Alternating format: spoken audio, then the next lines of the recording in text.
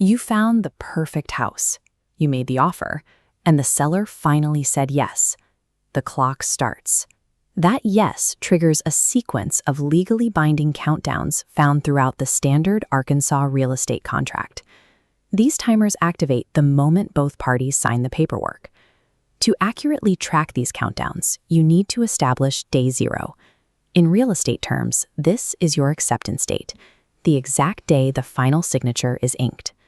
Every single calculation we do from here on out starts from this specific point. If you look closely at paragraph 34 of the contract, you'll see a specific phrase: time is of the essence. In contract law, this means these timeline markers are absolute. There is no grace period. Miss any of these upcoming deadlines by even a single day, and the seller can legally cancel the agreement, keep your earnest money deposit, and put the home right back on the market. The very first clock that starts ticking is entirely about your money. You need to move from a basic pre-approval letter to an official active loan application. Looking at Section 3A of the contract, you have exactly 5 business days from acceptance to submit a complete home loan application. This means handing over requested financial documents and paying for upfront items like your credit report or appraisal fee immediately. Your lender will then issue formal loan disclosures. Receiving those documents serves as your proof that the application is officially in the system and moving forward. This 5-day sprint is your first compliance test. Securing the application right away proves to the seller that you have the active financial backing to actually buy the property. While your lender is processing the paperwork, you also need to evaluate the physical condition of the property itself. Paragraph 16B gives you a window of 10 business days to get your professional inspectors into the house to check the electrical, plumbing, roof, and foundation. Buyers often miss the critical detail here. The 10-day window represents the final deadline for both completing the physical inspection and delivering your formal repair requests to the seller. To ask for those repairs, you use this specific document, the Inspection, Repair, and Survey Addendum, or the IRSA. The seller has to actually receive this signed form before your clock runs out.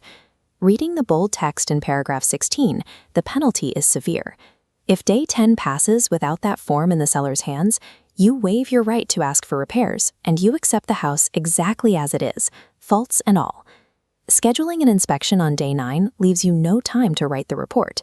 The inspection window is actually a strict deadline for legal notice. Missing it strips you of your power to negotiate.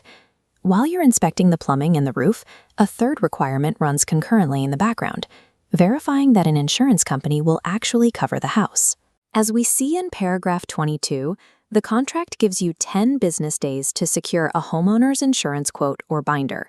If the home is uninsurable or the rates are unacceptably high, you must notify the seller before this window closes. Up to this point, we've measured everything in business days. But the contract uses 2 different types of tracking calendars, and mixing them up will cause major problems. A business day skips Saturdays, Sundays, and federal holidays. 10 business days usually gives you a full 2 weeks. A calendar day, however, counts every single day on the schedule. 10 calendar days means exactly 10 days from today. This distinction matters heavily if you are buying an older home. If the property was built before 1978, the law allows you to conduct a specific risk assessment for lead-based paint. Look at paragraph 21B. The deadline to complete this lead paint inspection and submit a termination request is 10 calendar days.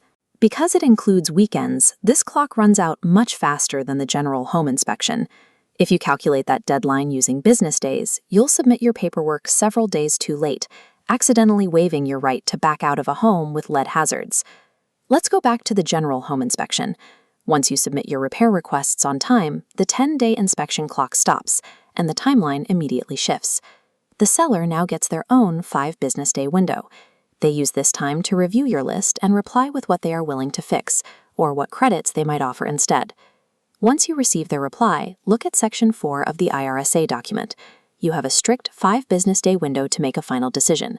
Checkbox A to accept their terms, or checkbox B to terminate the contract and recover your earnest money. The contract structures this as a continuous, strictly timed volley. Each time the paperwork crosses the net, a new 5-day clock starts, keeping the pressure on both sides until the condition of the property is settled. Let's review the complete sequence. From your acceptance date, you have 5 business days for financing, 10 business days for the general inspection, 10 business days for insurance, and 10 calendar days if you need a lead paint assessment. The seller must receive your written repair requests before that 10-day window closes, regardless of when your physical inspection took place. Your very first step after a successful offer is to record your acceptance date, day 0, on a shared digital calendar immediately. Next, coordinate directly with your real estate agent to map out these exact drop-dead dates. Ensure you both agree on exactly when the clock runs out for each step. A signed contract is a great milestone, but the calendar governs the deal. Tracking these deadlines with total precision ensures your earnest money stays safe and successfully gets you to the closing table.